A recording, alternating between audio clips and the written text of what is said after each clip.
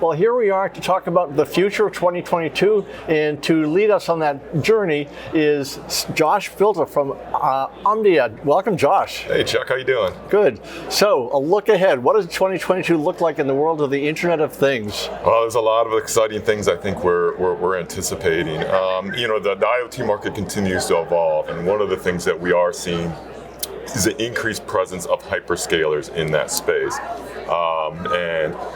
They are cannibalizing some of that market from some of the traditional IoT players, guys like service providers, and we certainly anticipate that to continue. Microsoft, Amazon have all made significant investments into the IoT space, and expect that's going to continue, and it's going to lead to a greater portion of the market for those companies in next year. So what about the B2B and the B2C space? Are they both just growing exponentially? Yeah, absolutely. One thing we certainly have seen since COVID is an increased acceleration of enterprises in their digitalization efforts, and IoT has been a big part of that.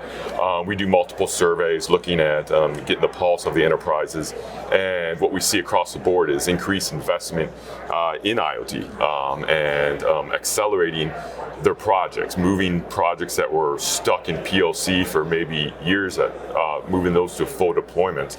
Yeah, and we certainly expect that to continue, and same thing on the consumer side. So what's the big thing? Is it sensors? Is it data? Is it connectivity? It's all about the data. The data is where the value is. That's the oil in IoT.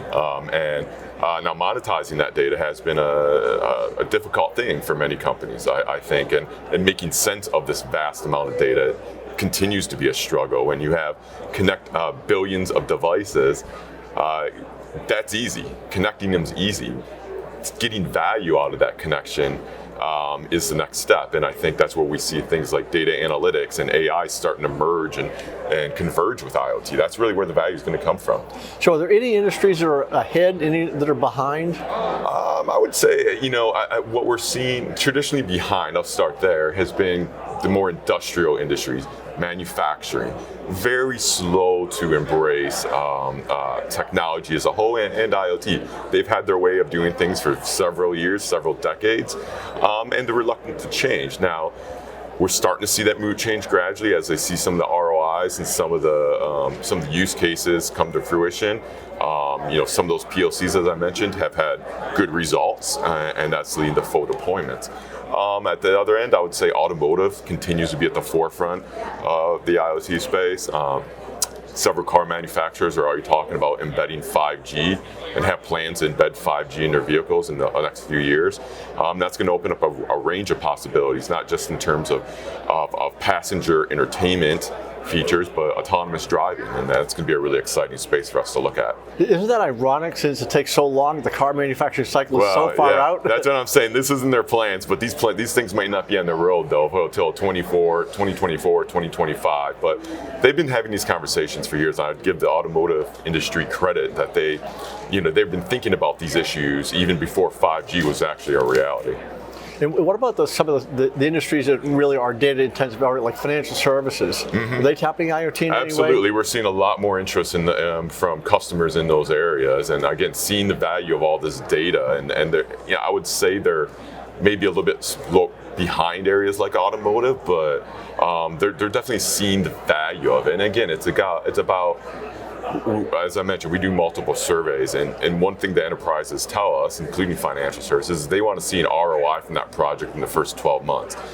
I think that's actually become a reality now, and I think with that, once that happens, we'll see increased uptake from areas like financial services. Isn't that difficult for an ROI of 12 months? It's tough, and what we tell enterprises that are out to deploy is have realistic expectations, and maybe start small. Don't think you're going to transform your company completely overnight.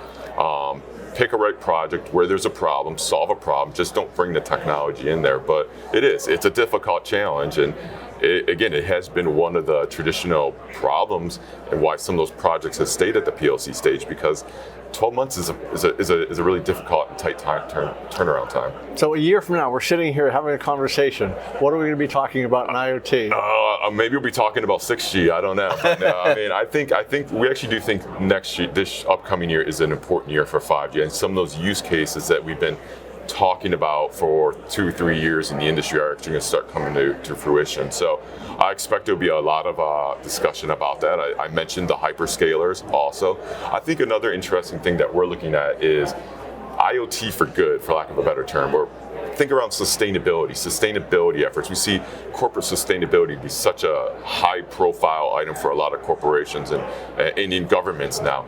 IoT can help that. Agricultural, smart building solutions, things of that nature. I hope we see more of that.